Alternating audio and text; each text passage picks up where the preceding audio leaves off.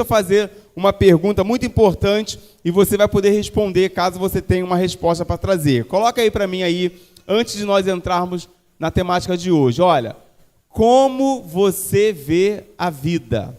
Como é que você enxerga a vida, meu irmão? Seja sincero. Hoje você olha a vida e como que você vê a vida? Tiago 4,14, parte B, ele vai dizer ali, ó, que é a sua vida? Ou seja, como é que a gente vê a vida? Como é que os irmãos enxergam a vida hoje? Hã? Como é que você vê a vida? Já parou para pensar nisso? É o quê? Como ela é? E como que a vida é, Joel? Boa e agradável? A vida é boa, irmãos? Os irmãos acham a vida boa? Difícil? A vida é... Uns falaram que a vida é boa, outros falaram que a vida é difícil. Para outros, a vida... Para alguns, não sei se para você, mas para alguns a vida é um fardo. Para outros, a vida é uma roda gigante. Uma hora está lá em cima, uma hora está lá embaixo. Montanha-russa, sobe e desce também. Para outros, a vida é emoção. Para outros, a vida é só alegria. Uma bênção de Deus. A irmã está dizendo, a vida é uma bênção de Deus. Hã? A maneira como a gente vê a vida é muito importante. Muito importante para que a gente possa enfrentar as situações que a vida nos apresenta. E é por isso que a gente vai pensar sobre isso. Olha lá, como você vê a vida? A maneira como enxergamos a vida influencia mais do que podemos perceber. Ela determina esperanças, valores, relacionamentos, metas e prioridades. Então, dependendo da maneira como você enxerga a vida, os valores são péssimos. Dependendo da maneira como você enxerga a vida, é alguém que não tem meta para chegar em lugar nenhum. Ou, às vezes, a meta é para chegar em um objetivo que está fora completamente do que Deus espera que você desenvolva na sua vida. Por isso, nós precisamos entender como enxergar a vida. Mas, mais importante de nós termos uma visão de como enxergarmos a vida, olha lá, irmãos, capítulo 5 e 6, então, do episódio de hoje. Pode passar para mim, por favor. Enxergando a vida do ponto de vista de Deus. Então, mais importante do que da maneira como eu e você enxergamos a vida, é como Deus enxerga a vida. Agora, os irmãos sabem como Deus enxerga a vida?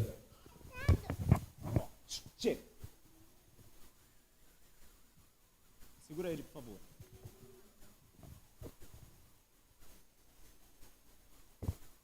Entendeu, irmão? Tem hora que a gente tem que acabar. Então, você está atrapalhando o estudo bíblico, a gente para e alinha a situação. Então, como nós enxergamos a vida? Se está atrapalhando a visão de Deus, nossa forma de olhar, a gente tem que corrigir. E dentro dessa perspectiva, eu quero trabalhar com os irmãos essa realidade de como Deus vê a situação e como nós devemos ver também. Então, olha lá, Romanos 12, 2. Olha lá. Não vivam como vivem as pessoas deste mundo, mas deixem que Deus os transforme por meio de uma completa mudança da mente de vocês. Assim vocês conhecerão a vontade de Deus. Então, nós precisamos enxergar a vida da maneira como Deus opera em nós, como Ele age em nós. Assim nós precisamos passar a enxergar as coisas. E aí a Bíblia oferece, então, 3 figuras que nos ensinam a visão que Deus tem da vida. E eu quero pensar sobre essas 3 figuras hoje e trabalhar elas com os irmãos. Primeiro, olha lá. A vida na terra, ela é um teste. Quem já passou por situações aqui que falou assim, Deus está me testando? Não, Deus está me testando nessa situação. Nas histórias relatadas em toda a Bíblia, Deus continuamente prova as pessoas quanto ao caráter, à fé, à obediência, ao amor, à honestidade, e a lealdade. Em diversos momentos da Bíblia, nós enxergamos Deus testando os homens. Já parou para pensar que talvez aquilo que você está passando hoje é um teste de Deus na tua vida? Ah, pastor, será que Deus está testando a minha fé? Pode ser. Será que Deus está testando a minha perseverança? Pode ser. Será que Deus está testando o quanto eu estou disposto a, de fato, servir a Ele? Pode ser. Eu não sei o que você está passando, mas eu sei que Deus é um Deus que demonstra na vida testes para a gente ser aprovado, ou às vezes nós somos reprovados. Os irmãos lembram algum personagem bíblico que passou por um teste e que ele foi aprovado? Abraão é lei, né, irmãos? Todo mundo lembra de Abraão. Qual foi o teste que Deus deu para Abraão? Que ele deveria o quê? Entregar o seu filho. Foi um teste ou não foi? Foi. Porque logo em seguida, quando Abraão levantou o punhal para enfiar no menino, Deus falou: Abraão, larga isso. E aí mostrou lá o que seria usado para o holocausto, para aquele momento ser realizado. Então, um teste. Mas quem foi testado? Os irmãos lembram? José também foi testado, irmãos? José. E os meninos que foram jogados na fornalha, foram testados também? Foram testados. Agora, se Deus testou todas essas pessoas, por que Deus não pode testar a gente? Por que às vezes Deus não pode querer jogar a gente numa fornalha ardente? Agora, você está disposto a ser jogado numa fornalha ardente? Hã? Hein? A cova dos leões. Por que Deus botou lá, testou o Daniel e jogou ele na cova dos leões? Por que a gente não pode ser jogado numa cova dos leões e Deus tampar a boca do leão lá dentro também? Pode, irmãos. Nós também estamos passando por alguns testes. Agora, cuidado, porque da maneira como você vai corresponder a esse teste, e alguns vão dizer assim: Senhor, eu não aceito isso na minha vida. Quem já declarou isso para Deus assim? Eu não aceito, Senhor, essa situação. Meu marido estudou tanto, ficou desempregado. Irmãos, teste de confiança. Deus continua sendo sustentador até quando a gente não tem emprego. Ele continua sustentando a nossa vida. Teste de confiança. Então Deus pode nos fazer passar por qualquer realidade. Seja ela uma doença, que quando pega na doença fica todo mundo assim: eu não queria estar doente, não posso, Deus, né? E tem gente que ainda vai dizer assim: olha lá, não é crente. E crente fica doente? Fica. E crente morre? O que os irmãos acham? Crente morre, irmãos? O crente morre ou não? Morre, irmãos, morre. Para esse mundo, né? Mas ele não deixa de existir na eternidade. Então, perceba aí, olha lá, olha que interessante, passa para mim, por favor. Isso. Palavras como provações, tentações, refinar e testar ocorrem mais de 200 vezes nas Escrituras. Ou seja, em vários momentos, Deus se revela como aquele que está testando, refinando, provando homens e mulheres, e na palavra de Deus nós encontramos essa realidade. Primeiro, Deus provou Abraão ao lhe pedir que oferecesse seu filho Isaque. Deus provou Jacó quando este precisou trabalhar 7 anos extras para obter Raquel como esposa. Adão e Eva foram reprovados no teste do Jardim do Éden, e Davi falhou diversas vezes ao ser submetido à prova por Deus. Agora, deixa eu fazer uma pergunta muito importante para você e responda aí, nos testes da vida, você está sendo aprovado ou reprovado? Quando Deus coloca uma pessoa difícil no teu caminho, difícil, a pessoa assim que ninguém desce, e aí Deus coloca para você engolir. Você é aprovado ou reprovado com a situação? É reprovado, irmã?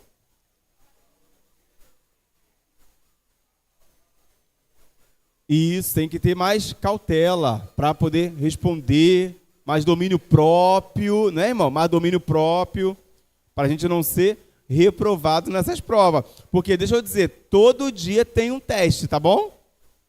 Você que não gosta de teste na escola, todo dia Deus te coloca um teste novo. Na igreja, então, irmãos, o que mais tem é teste. Deus testa a gente toda hora, todo momento. Todo segundo tem um teste para a gente poder lidar com a situação. E a gente precisa, então, aprender de que Deus é um Deus que está nos testando. Você aí na sua casa também está sendo testado pelo Senhor. Olha lá o que diz, ó. Os testes tanto desenvolvem quanto manifestam o caráter da pessoa. 2 Timóteo 2,15, olha o que diz aí, ó. Procure apresentar-se a Deus aprovado. Então, é um teste. Como trabalhador que não tem do que se envergonhar e que maneja corretamente a palavra da verdade. Então, falando aí para aqueles que ministram, que pregam, eles deveriam se apresentar de maneira aprovada diante da realidade que ele estava inserido. E nós precisamos também perceber de que chegará um dia que nós estaremos diante do Senhor e nós podemos ser os que fomos reprovados, como podemos ser os que fomos aprovados. Então, a vida, na visão de Deus, ela também é um teste. E muitas vezes esse teste é conhecido como teste de paciência. Quando Deus não responde no tempo que você gostaria, Deus testa a nossa paciência, a nossa perseverança, o nosso confiar de que Ele é um Deus que faz. Então, precisamos passar por esse teste aprovado. Não conhecemos todos os testes que Deus irá aplicar, mas podemos prever alguns deles baseados na Bíblia. Seremos testados por grandes mudanças, promessas adiadas, problemas insolúveis, orações não respondidas, críticas injustas e até mesmo tragédias sem sentido. Em diversos motivos, irmãos, e momentos, nós seremos provados. E talvez hoje você está aqui passando por um momento de teste. Então observe a sua vida e perceba que Deus é um Deus que nos oferece alguns testes desafiadores. Tem uns que são difíceis demais, né? Exatamente. Nós nos entristecemos quando não conseguimos passar por esse teste. Mas também precisamos aprender o seguinte. Se na visão de Deus, de enxergar a vida é um teste, então o que eu faço, querido? Senhor, me ajuda a entender essa questão. Já viu? Quando o professor passa uma prova, que para você passar, você tem que estudar. Sim ou não? Tem? Né? Vai fazer lá a prova de química. Vou falar uma matéria difícil para mim. Química. Aí você olha aquelas formulazinhas ali e você fala assim, Senhor, como? Se você não estudou, você não vai saber fazer. E com Deus é a mesma coisa, irmãos. A gente está vivendo uma prova que você não sabe como lidar. Fala, Senhor, me ajuda, Senhor. Me ajuda como lidar com isso. Me ajuda como enfrentar essa situação. E Deus, então, é um Deus que nos ajuda como lidar com essas situações. Então, primeiro é isso, ó, enxergar a vida como teste. Segundo, olha lá, a vida na terra é um cargo de confiança, um ato de fé. Nosso tempo neste mundo, bem como a nossa energia, a inteligência, as oportunidades, os relacionamentos e os recursos são dádivas que Deus nos confiou para cuidarmos e administrarmos. Querido, a sua vida é algo muito importante que Deus deu a você para que você cuide da sua vida. Ah, pastor, eu achava que Deus tinha me colocado aqui para cuidar da vida dos outros. Não, irmão, está errado. Você precisa cuidar do quê? Sua vida. Primeiro, cuida da sua vida. Não, pastor, eu gosto de olhar a vida do vizinho. Para, irmão. Olha a do vizinho, mas não é a sua. Nós precisamos entender isso. Deus deu uma vida para cada um aqui de maneira individual, para que nós cuidássemos dessa vida primeiro, administrássemos ela, fizéssemos as coisas certas nela, buscássemos o conserto nela. Às vezes a gente quer que o outro se conserte em uma área que na minha vida não está nem consertado. Então precisamos perceber a importância de fazermos o conserto e a análise de que Deus nos deu um cargo de confiança. Ele confiou a você a sua vida, para que você administrasse da melhor maneira possível. Esse conceito começa com o reconhecimento de que Deus é o dono de tudo e de todos. A Bíblia diz, ao Senhor Deus pertence o mundo e tudo que nele existe, a terra e todos os seres vivos que nela vivem são deles. Então, querido, Deus pode confiar a vida a quem Ele quiser.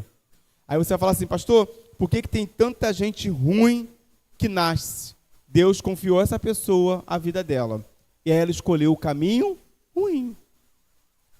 Não é uma realidade que Deus é um Deus que determina quem vai ser ruim, mas a pessoa decide o que ela faz da vida dela.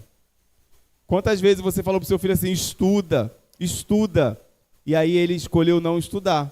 A consequência é o fruto de alguém que não estudou. Assim como alguém que estuda, se capacita e se prepara, a consequência boa, ela acontece na vida dessa pessoa. Então a vida é algo que nós devemos administrar e cuidar dela da melhor maneira, porque entendemos que ela foi dádiva dada por Deus. Se você passasse a olhar para a sua vida como um presente de Deus, talvez você iria valorizar mais a sua vida. Tem gente falando assim, eu não presto para nada, vou tirar minha vida, vou me jogar na frente do primeiro carro que passar. Querida, a sua vida é um presente de Deus para você. Olha isso, irmão. Deus confiou a você isso, então cuida disso. Né? De todos os sentidos, a gente precisa tomar esse cuidado com a nossa própria vida. A terra já era propriedade de Deus antes que chegássemos, e Ele irá emprestá-la a outras pessoas depois que nós morrermos. Olha isso, irmãos. Quando Deus criou Adão e Eva, confiou a eles o cuidado de sua criação e nomeou-os administradores de sua propriedade. Ou seja, a terra tem o quê? Tem dono. Tem dono. Deus colocou Adão e Eva lá para cuidar de algo que não era de Adão e Eva, era de Deus. Nós estamos aqui, irmãos. Deus vai levantar outra geração, se Ele não voltar, para estar aqui no nosso lugar no futuro. E o que nós estamos fazendo com esse tempo que Deus nos colocou aqui? É sobre isso que a gente precisa pensar quando estamos falando de uma vida com propósito. O que é que eu estou fazendo com a vida que Deus me deu durante o tempo que eu estou onde Deus me colocou? Porque se a vida é um presente de Deus, eu preciso aprender a usar esse presente da melhor maneira. Não é usar de qualquer forma, não é desgastar de qualquer jeito, porque um dia você vai sair e Deus vai colocar outro.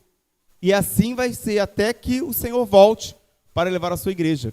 Agora, responda para você mesmo, querido, você está fazendo valer a pena a vida que Deus deu para você? Ou você está só passando o tempo? Tem que perceber isso, porque a vida é algo que vem de Deus, e Deus então a tomará de volta. No tempo certo, Ele a tomará de volta. A Bíblia diz, olha, Deus os abençoou dizendo, tenham muitos e muitos filhos, falando para Adão e Eva, espalhem-se por toda a terra e a dominem, e tenham poder sobre os peixes do mar, sobre as aves que voam no ar, e sobre os animais que se arrastam pelo chão. Ou seja, Deus dá a eles uma ordem, uma missão. Qual é a ordem que Deus deu para mim? E qual é a ordem que Deus deu para você? E pastor, eu estava seguindo a ordem de Adão e Eva, estava só multiplicando filhos.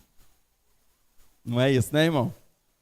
Então a gente precisa se atentar quanto àquilo que é a nossa missão, que Deus deu a cada um de nós.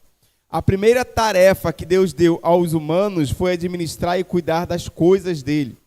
Dessa função, o homem jamais foi exonerado e é parte do nosso propósito atualmente. Tudo que desfrutamos deve ser tratado com uma responsabilidade que Deus nos pôs nas mãos. Então, se Deus te deu filhos, cuide bem dos filhos. Se Deus te deu marido, cuide bem do marido. Se Deus te deu esposa, cuide bem da esposa. Se Deus te deu ministério, cuide bem do ministério. Amém, irmãos? Então, o que Deus nos deu para cuidar, nós devemos cuidar bem. Para Adão e Eva, Deus colocou eles lá no jardim. Cuidem, deem nome. Né? E para nós, o que Deus está dando hoje? Um montão de gente com presente aí no colo aí, que são os filhos, que são presentes de Deus. E às vezes a gente está pegando os nossos presentes e dando para o mundo cuidar, para o mundo administrar, para a escola educar. Deus vai cobrar de mim, de você, a responsabilidade de cuidar daquilo que Deus deu a mim e deu a você, irmão. Nós precisamos entender isso. Deus está nos dando presentes nesse tempo para que nós possamos cuidar deles. E nós devemos então fazer isso e desfrutar então dessa realidade da melhor maneira possível. Nossos valores culturais dizem: se você não é o dono, não terá cuidado. Mas os cristãos vivem por um outro padrão mais elevado. Visto que Deus é o dono, devo cuidar da melhor forma possível. Às vezes a gente já ouviu isso, né? Quem nunca ouviu isso? Quem aqui tem, de repente, empresário aqui, que fala assim: não, se eu não estiver lá, ninguém cuida como eu cuido. Porque quando o patrão sai, aí dizem que o quê? Os ratos fazem a festa. Não é isso? Cristão não vive assim não, irmão. Se você é crente, quando o patrão sai, o grande eu sou continua sendo o dono do lugar. Ele está lá. Ah não, pastor, mas aí o meu chefe saiu, né? Então eu posso aqui, ó, negociar um acordozinho, pegar um dinheirinho do caixa, guardar, ou trocar um troco contrário e levar um dinheirinho para casa. O dono do lugar está lá. Quem é o dono da terra? Deus. A Bíblia diz que ele criou o céu e a terra. Então, o espaço que aquele lugar foi construído pertence a quem? A Deus, irmão. Precisamos parar com essa cultura de achar de que, não, só dá certo se eu estiver presente. Não, tem que dar certo porque Deus está presente. Então, você é um bom crente, não é porque tem gente vigiando, mas você é um crente fiel porque Deus está com os olhos voltados para você. Não é porque, estou com medo do que vão ver eu fazendo. Não, querido. Porque Deus está te vendo. Por isso, eu quero dizer para você algo muito importante. Nesse mês agora, você não vai dançar quadrilha. Não vai pular fogueira. Porque você é o quê, querido? Crente. Crente não serve São João. Crente serve Jesus Cristo. Amém, irmão? Então esquece esse negócio. Pastor, mas ninguém vai ver. Deus está vendo. Ou você está servindo ao Senhor, ou você está servindo esse mundo, meu irmão. Chega de padronizar o mundo para a igreja virar o secular dentro da igreja. Não, a gente consegue administrar isso, pastor. É só para comer a comida típica. Para com essa história. E Deus conhece todas as coisas. Então, irmãos, nós não fomos chamados para parecer com esse mundo. Nós fomos chamados para transformar esse mundo. Já falei isso aqui algumas vezes. Se a igreja for para ser igual ao mundo, ela não é igreja, ela é mundo.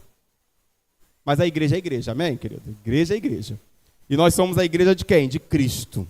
Então, querido, muito cuidado, porque Deus te deu uma vida para você administrar ela da melhor maneira e dando bons resultados para a glória de Deus e não para a decepção do reino de Deus. A gente tem vivido um tempo de que tem muita instituição, tem muita igreja, muita escola que se diz escola cristã, que está dando péssimo testemunho. E a gente precisa então, irmãos, de fato, viver a nossa vida com Cristo e sabendo uma coisa muito importante: nós não somos desse mundo. O padrão desse mundo não é o padrão do reino de Deus. Então você tem que fugir do padrão do mundo e viver o padrão do reino de Deus na tua vida, para que o Senhor seja o dono exaltado aí sobre todos nós que estamos aqui. Talvez alguns não vão gostar muito dessa palavra, alguns em casa talvez vão ficar um pouco chateados comigo, mas eu preciso dizer para você, querido, que você não é desse mundo, então foge das coisas desse mundo, em nome de Jesus, para que você possa viver uma vida na eternidade com Cristo Jesus. Então, nossos valores culturais, eles são uma coisa aí que diz aí, contrário completamente os valores do reino de Deus. Jesus disse: a quem muito foi dado, muito será exigido, e a quem muito foi confiado, muito mais será pedido. Oh, meu Deus, como eu leio esse texto, eu fico sentindo um peso da responsabilidade de tudo que Deus tem me confiado, tem me dado, e o quanto eu sei que eu serei cobrado. E vocês também, não é só eu não. Cada um de nós tem recebido diversas responsabilidades de Deus, e o Senhor vai cobrar de cada um de nós de maneira individual. Vai chegar um dia que isso será a realidade da eternidade. A vida é um teste e um cargo de confiança. E quanto mais Deus lhe dá, mais responsável Ele espera que você seja. Tem gente que fala assim, Senhor, eu quero liderar, eu quero ministério, eu quero ser pastor. E agora tem umas mulheres querendo ser pastora, esse negócio todo aí acontecendo. Quanto mais tu recebe, mais cobrança Deus vai ter de você. Então, cuidado com o tanto de coisa que você está pedindo aí, para você não sofrer uma cobrança além daquilo que Deus espera que você apenas receba. Bom, enxergar a vida do ponto de vista de Deus, como terceira e última colocação aí para nós caminharmos, a vida na terra é uma atribuição que, irmãos, temporária. Ó, dá tchau para a vida. Acabou. Vai acabar. Tá bom? Olha aí, ó, Salmos de número 39, 4. Senhor, faz-me lembrar de quão breve será o meu tempo na terra. Faz-me lembrar de que os meus dias estão contados e que minha vida é efêmera, é passageira. A minha vida passa rápido demais. Querido, nós não vamos ficar para sempre aqui nesse bairro, não. Em algum momento vai acabar esse negócio. Então, administra bem, cuida bem. Para de arrumar problema em situações que não é para arrumar problema. Entendeu, irmão? A vida está acabando. Então, administra a sua vida da forma mais... que você tenha mais paz, mais tranquilidade. E que você desfrute da presença do Senhor. E que busque não cometer os erros. Para que você viva uma vida de forma adequada como o padrão que a Bíblia nos ensina. O Salmo 119, ele vai dizer, viverei poucos anos aqui na terra. Então os salmistas sabiam disso. Eles pedem para Deus ajudar a compreender os anos. Ninguém se sente ali enganado. E aqui a gente fica vivendo como enganado, né? Acabou a vida e fala assim, mas era tão novinho. Ah, olha lá, nem cabelo cresceu na cabeça do Joel. Irmão, aí Deus leva o Joel e fala, mas ele era tão novo e Deus já levou ele. Mas, irmão, tem tempo para tudo, né? Tempo de validade, né, meu irmão? Tem gente que não quer ficar no tempo de validade. Você nasceu, querido, com um tempo determinado para dar tchau para o mundo. Sabia disso? Tem um tempo lá no pacotinho lá de validade. E tem gente querendo ser biscoito estragado na terra. Já acabou a validade e está aí, ó, oferecendo coisa que não é para oferecer. Eu tô rindo. Mas é isso, irmão. A gente precisa olhar para a vida e falar assim, ó, tempo de validade. O que eu estou fazendo com o tempo que ainda me resta? Que você não seja um biscoito estragado, irmão.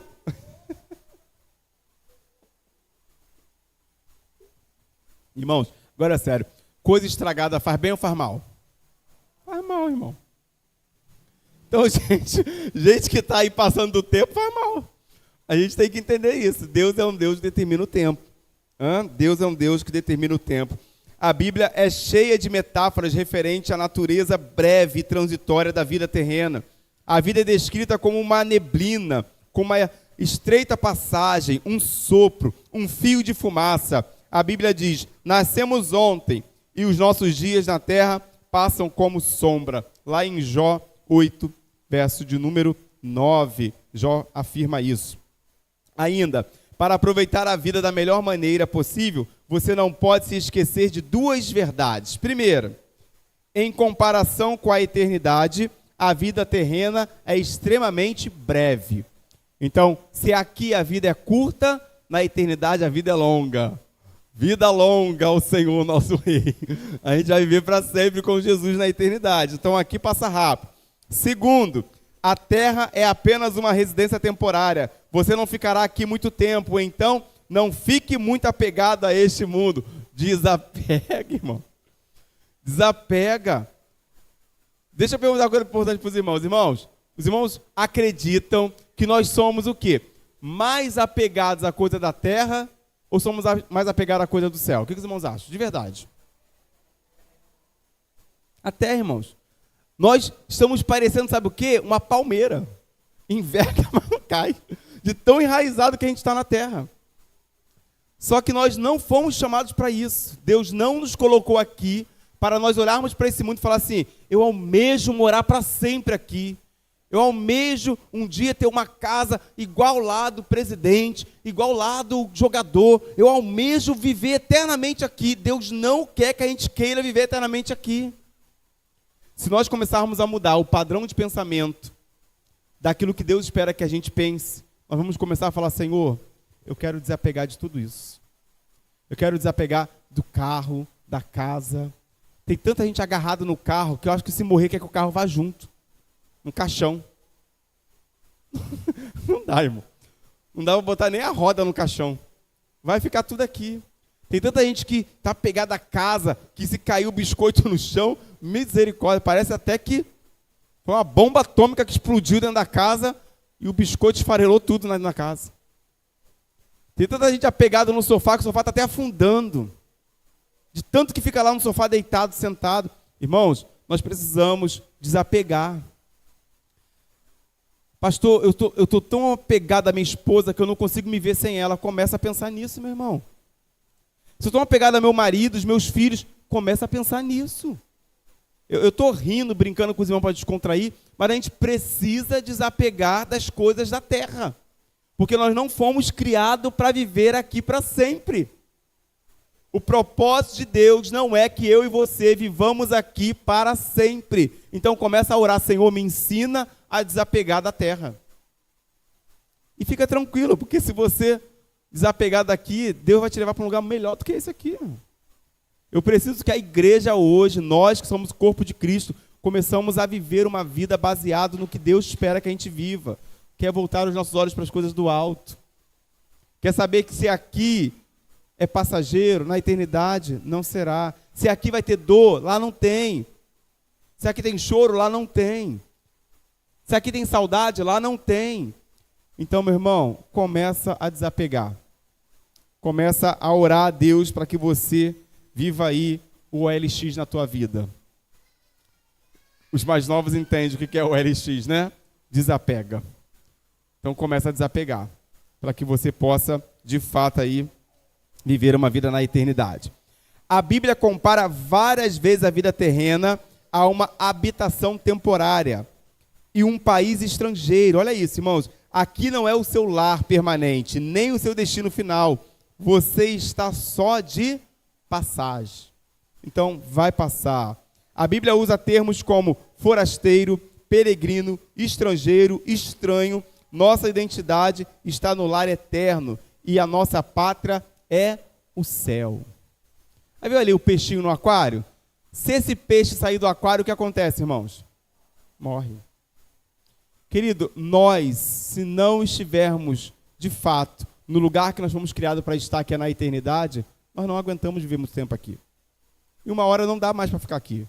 Uma hora o tempo de vida vai acabar e nós vamos voltar para casa de fato, porque parece que aqui a gente é peixinho fora do aquário. A gente fica pulando de um lado para o outro, igual um peixe, buscando ar, buscando água, buscando comida. Mas vai chegar uma hora que a gente vai ser colocado de volta no aquário certo, e isso aqui vai passar. Então, entenda isso. Você não foi criado para viver eternamente aqui, e chegará o tempo que Cristo vai nos levar. Você em casa também, tá? Não é só quem está aqui não, quem está em casa está lá. Ainda bem que eu estou em casa. Vocês aí, 26 pessoas em casa. Deus também vai te levar para a eternidade. Desapega do computador, da internet, de tudo isso aí. Davi disse: sou apenas um peregrino na terra. Olha, ele sabia disso. E Pedro explicou: se vocês chamam Deus de Pai, vivam como residentes temporários na terra. Olha isso, irmãos. Se Deus é o nosso Pai, então a gente vive aqui na terra como temporário. Porque o nosso Pai, ele está na eternidade. E a gente vai voltar para casa diante dessa certeza com o nosso Pai na eternidade. A Bíblia diz: assim, querido, então, fixamos os olhos não naquilo que se vê, mas no que não se vê. Pois o que se vê é transitório, mas o que não se vê é eterno. Louvado seja Deus. Não tenha medo de morrer. Você vai para a eternidade em Cristo, meu irmão. Ai, pastor, está desejando que eu morra? Não, irmão. Eu quero só que você desapegue da terra. Pastor, nem casei ainda. Desapega, desapega. Pastor, nem ainda, né? Não tem problema. Na eternidade tem prazer melhor do que esse. Ah, pastor, está falando isso porque você já casou. Aí o problema é teu. Mas desapega, meu irmão. Se não for para o plano de Deus, não vai ser. Os jovens se mexeram no banco ali agora desesperado. Desapega. Fixa os seus olhos na coisa do alto. E Deus então vai atuar de maneira poderosa, porque Ele é um Deus que atua. Aos olhos de Deus, os maiores heróis da fé não são os que alcançaram prosperidade, fama e poder nesta vida, e sim os que a trataram com uma atribuição temporária e serviram fielmente, aguardando a recompensa que lhes foi prometida para a eternidade. Hebreus 11, do 13 ao 16, ele diz aí, olha, todos esses morreram na fé, não receberam as coisas que Deus prometera ao seu povo, mas as enxergaram no futuro e ficaram alegres. Eles diziam que eram visitantes e estrangeiros na terra, estavam esperando uma pátria melhor, uma pátria celestial. Deus, portanto, não se envergonha de ser chamado o Deus deles, visto que lhes preparou uma cidade. Talvez aqui, irmão, você está sofrendo tanta coisa, mas na eternidade não haverá nenhum sofrimento como esse. Talvez aqui Deus não te livre de toda perseguição, mas na eternidade não haverá mais perseguição. Talvez aqui você enfrenta lutas com filhos, com esposo, com mulher, mas na eternidade nada disso vai ser uma realidade. Então, querido, viva a sua vida como estrangeiro. E quando começar a surgir situações, fala assim, eu sou estrangeiro aqui. Aí canta aquela música, eu não sou daqui. Não é isso que a gente canta aqui? Para casa voltarei. Então, canta tanto aqui, e quando é para voltar para casa, fala, Senhor, me deixa aqui, que aqui eu quero morar e ficar. Não, irmão. Se nós não somos daqui, para casa a gente vai voltar. Essa é a certeza que nós temos. Quando a vida fica difícil e você é subjugado pelas dúvidas, ou quando fica imaginando se viver para Cristo vale o esforço, lembre-se de que você ainda não chegou ao lar. Na morte, você não irá embora de sua casa, você irá para casa. Glória a Jesus. Porque a morte não é sair de casa, é ir para casa, Gessilei. Olha que coisa maravilhosa. É isso, irmão. Morrer para nós é ir para casa, não é sair de casa. Então, quando esse dia chegar para você, nós sabemos que você está indo para casa. Quando chegar para mim, entenda, irmãos, eu fui para casa, eu não fugi de casa. E que o Senhor continue nos abençoando e nos fazer enxergar a vida como algo passageiro. Não olhe para a sua vida como algo pesado, como algo desgastante. A sua vida é um presente, use ela da maneira sábia, mas sabendo que isso aqui vai passar. Então, querido, para de brigar por coisa pouca. Tem coisa grande preparada na eternidade. Amém? Às vezes a gente está discutindo por coisinha pequena. Para com isso. Tem coisa melhor que Deus tem preparado. Então, não discuta por coisas poucas, porque aqui na vida isso tudo passa. Para a gente finalizar, um tema para nós refletirmos durante a semana. Pode passar para mim, olha lá. O mundo não é meu lar. Então, essa semana você vai viver assim, ó, dizendo, o mundo não é meu lar, o mundo não é meu lar, o mundo não é meu lar. Eu não vou viver para sempre aqui. Eu vou desapegar de tudo isso. Não quero pensar que eu vou ficar para sempre nesse negócio. Então, desapega aí do mundo. Versículo para você memorizar, 2 Coríntios 4,18. Assim fixamos os olhos não naquilo que se vê, mas no que não se vê. Pois o que se vê é transitório, mas o que não se vê é eterno. Então, pega esse versículo de 2 Coríntios, irmão, 4,18, e durante a semana usa ele. Fala assim, eu vou olhar para as coisas eternas. Eu não vou fixar os olhos nos problemas, nas lutas, nas intrigas. Eu vou fixar meus olhos naquilo que é eterno. E para finalizar, a pergunta para nós meditarmos durante a semana. Como o fato de a vida ser uma atribuição temporária deve mudar minha maneira de viver nesse exato momento?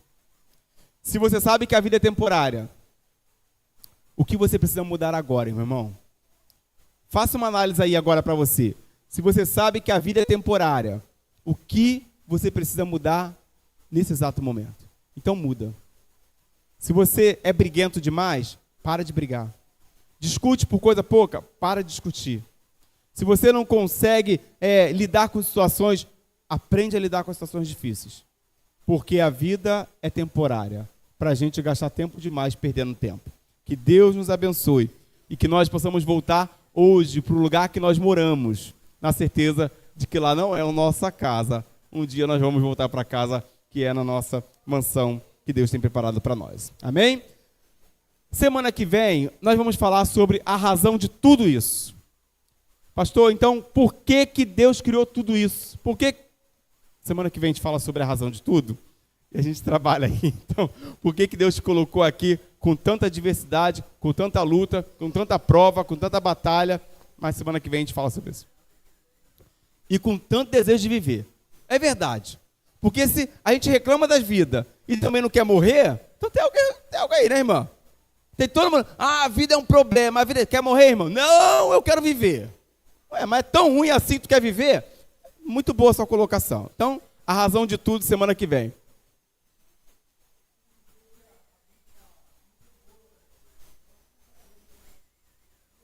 É verdade. Ela é boa. É verdade. Mas ela passa também, né? Tudo. O diácono. E tudo que é bom dura. Então guarda aí, tá bom? Vamos orar, meus irmãos, agradecer a Deus por esse dia, por essa noite, pela sua vinda aqui, você que está na sua casa. Se coloque em pé, os irmãos que participaram conosco, estiveram aí participando desse estudo. Que Deus abençoe cada um nessa noite também. Vamos orar. Abaixe sua cabeça, feche seus olhos. Senhor, nós estamos aqui, Senhor, aprendendo sobre a vida, Pai. Vida essa que nós recebemos do Senhor. Senhor, o Senhor nos deu tantas realidades que nós devíamos fazer, executar. Sabemos que às vezes nós temos falhado, Senhor, naquilo que o Senhor nos colocou nas nossas mãos. Te pedimos que o Senhor nos ajude, Senhor, a enfrentar essas realidades. Pai, se nós não estamos sabendo lidar com as situações de testes que o Senhor tem nos colocado, nos ajuda a passar por eles. Nos ajuda, Senhor, porque nós precisamos do Senhor para poder passar por cada situação que estamos enfrentando.